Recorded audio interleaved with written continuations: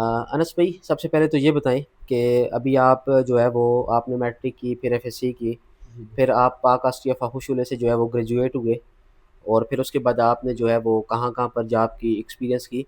क्योंकि अभी हमारे जितने भी एफएससी के स्टूडेंट होंगे, यानी जो मैट्रिक से एफएससी आ रहे हैं, तो एफएससी उनको प्री इंजीनियरिंग में करनी चाहिए, और जो स्टूडेंट एफएससी कर चुके हैं, मतलब एफएससी से पास आउट हो चुके हैं, तो उनको यूनिवर्सिटी में कौन-कौन सी इस वक़्त इंजीनियरिंग करनी चाहिए कि आगे जाकर उनको जॉब अपॉर्च्युनिटीज़ भी मिल जाती हैं।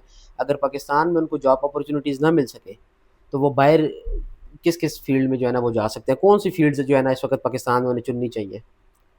जी, बिस्मिल्लाहिर्रहमानिर्रहीम। सबसे पहले तो मैं अपना बताता चलूँ, मेरी जो बैचलर की डिग्री है वो इलेक्ट्रिकल इंजीनियरिंग की है। तो उसके बाद मैंने जो पहली जॉब स्टार्ट की थी वो गुजरांवाला में स्टार्ट की थी। एज़ एन ट्रेनी इंजीनियर मैं गया था उधर चियां वाली हाइड्रो पावर प्लांट पे। छोटा पावर प्लांट था, ऑलमोस्ट 5.38 मेगावाट, लेकिन ये है कि फ्रेश के लिए बहुत अच्छा एक्सपीरियंस रहा मेरा उधर। तकरीबन 8 महीने मैंने उधर गुजारे हैं। तो उसके बाद महीना एक पहले मैंने इधर सूखे किनारी हाइड्रो पावर प्रोजेक्ट पे, ये सी पैक के अंडर आता है, तो इसका चाइना एनर्जी कंपनी है, तो CGGC, तो उसका ये प्रोजेक्ट है। तो उसमें मैंने इंटरव्यू दिया था, तो वो नहीं, आप क्लियर पहले हो ये गया। बताएँ कि आपकी इंजीनियरिंग कौन-सी थी? जो मेरी आप इलेक्ट्रिकल। अच्छा, आपने इलेक्ट्रिकल इंजीनियरिंग जी, जी। की है पाक आस्टिया से, पाग ऑस्ट्रिया से। ठीक है, और उसके बाद आप जो है वहाँ पर हाइड्रो पावर प्लांट पे हाइड्रो चले गए? पावर प्लांट पे अच्छा, मेरा उधर की जॉब थी पहले एज एन ट्रेनी ठीक इंजीनियर। है। तो आपकी उस जॉब की सैलरी कितनी थी और आपका वहाँ का एक्सपीरियंस कितना रहा? सैलरी तो उधर उस तरह मतलब दूर था, कम थी। मतलब एक्सपीरियंस ये। कितनी कम थी? हम ताकि हमारे जो देखने वाले अभी जो चले, आपने तो बात आगे की कर दी है ना, जो ग्रेजुएट हो गए इंजीनियरिंग जी, से, तो जी। उनको पता चले कि भाई इंजीनियरिंग से ग्रेजुएट होकर कोई आपको फूलों की माला नहीं पहनाता, बिल्कुल। बल्कि आपको कोई शायद 20, 25, 30 हज़ार रुपए की नौकरी मिलेगी।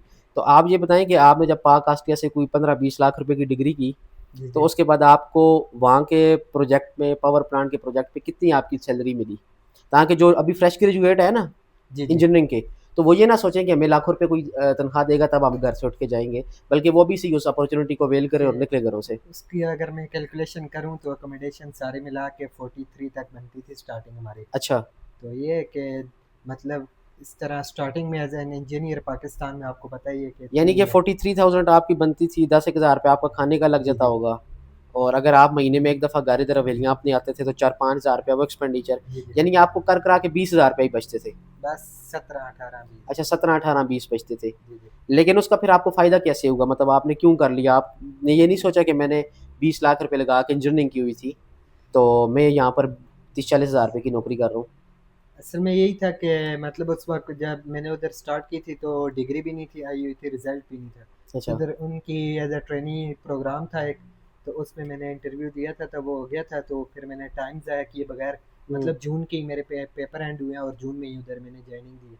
तो उसका ये फ़ायदा हुआ है कि मेरा टाइम बिल्कुल नहीं ज़ाया हुआ, और वही 10 महीने काउंट होके फिर अभी उसके बाद मैंने पिछले मार्च में उधर से स्विच किया था। अच्छा। तो अभी Suki Kinari hydro power plant पे as an assistant shift engineer मेरी इधर जॉब माशाल्लाह। है। तो अब आपकी पूरी तो तनख्वाह आप नहीं बताएँगे, लेकिन राउंड अबाउट कितनी सैलरी बन जाती है, ताकि जो लोग फ्रेश ग्रेजुएट हैं वो किसी 30-32 हज़ार रुपए की जॉब को छोड़ते हैं जी, जी। और वो कहते हैं डायरेक्ट लाखों की मिल जाए। तो आपने भी 30-32 की है, तो उसके बाद आपको ज़ाहिर-सी बात है यहाँ पर सूखी किनारी पे अच्छा एक बिल्कुल, मिला होगा, हैंडसम अमाउंट आपको मिल रही होगी। बिल्कुल। तो वो कितनी है राउंड अबाउट, मतलब?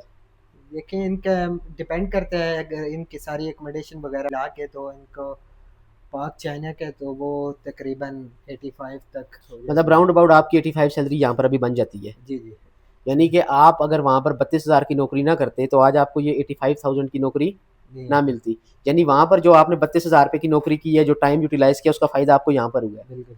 अच्छा, चलें, ये तो बहुत अच्छी। अब आप ये बताएँ कि जो लोग अभी-अभी एफएससी से ग्रेजुएट हुए हैं, जी।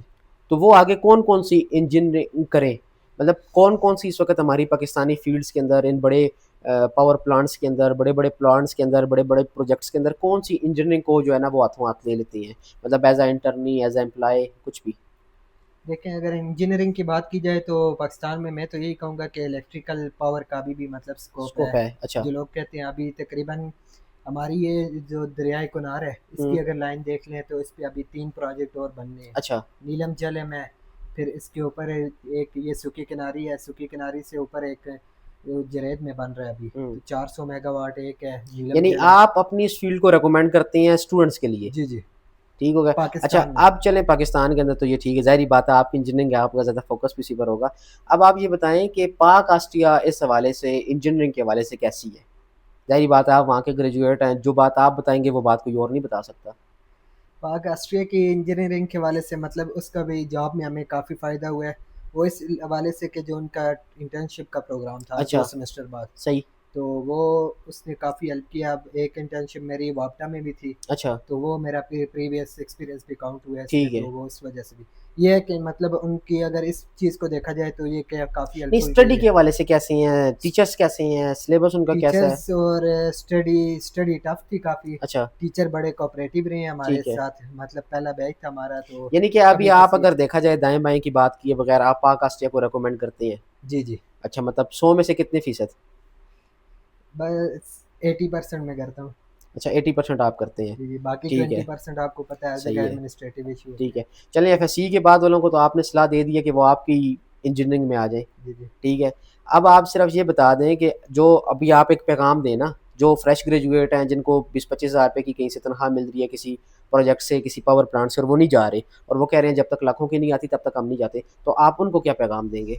उनके लिए यही है कि मतलब स्टार्टिंग में बंदा अपना टाइम ज़ाया किए बगैर एक्सपीरियंस के लिए उधर काम करता रहे। ये है कि अपनी पॉकेट मनी निकलती रहती है बंदे की, और मतलब साथ में फ़ौरी तौर पे एक्सपीरियंस अवेल फौरी करना तौर चाहिए। पे अवेल करना चाहिए। यानी उसका फ़ायदा आपको किसी बड़े प्रोजेक्ट में हो जाएगा। बिल्कुल, बाद यानी में आप जब आपको। किसी बड़े प्रोजेक्ट में जाएँगे तो अगले देखेंगे कि यार आपने साल 5 महीने वहाँ पर भी काम किया हुआ है। बिल्कुल, यानी बिल्कुल। आप फ्रेश ग्रेजुएट को ये वाला मैसेज देना चाहते हैं कि वो फ़ौरी तौर पे जो है ना वो उस अपॉर्च्युनिटी को ट्रेनी अवेल करे। इंजीनियरिंग प्रोग्राम या इंटर्नशिप में फ़ौरन इंटर हो जाएँ, तो हुँ, उससे वो ये है कि उनके लिए आगे फिर अपॉर्च्युनिटीज़ मिल जाएँगी। ठीक है जी। फिर हमारे साथ जुड़े रहें, इंशाल्लाह इस तरह की इंशाल्लाह, मज़ीद ज़बरदस्त किस्म की पॉडकास्ट वगैरह आपके लिए लेकर आएँगे। इंशाल्लाह। इन्फॉर्मेटिव वीडियोज़ भी आप लोगों के लिए साथ-साथ जो है ना वो हम लेकर आएँगे। बहुत शुक्रिया, जज़ाकल्लाह। जज़ा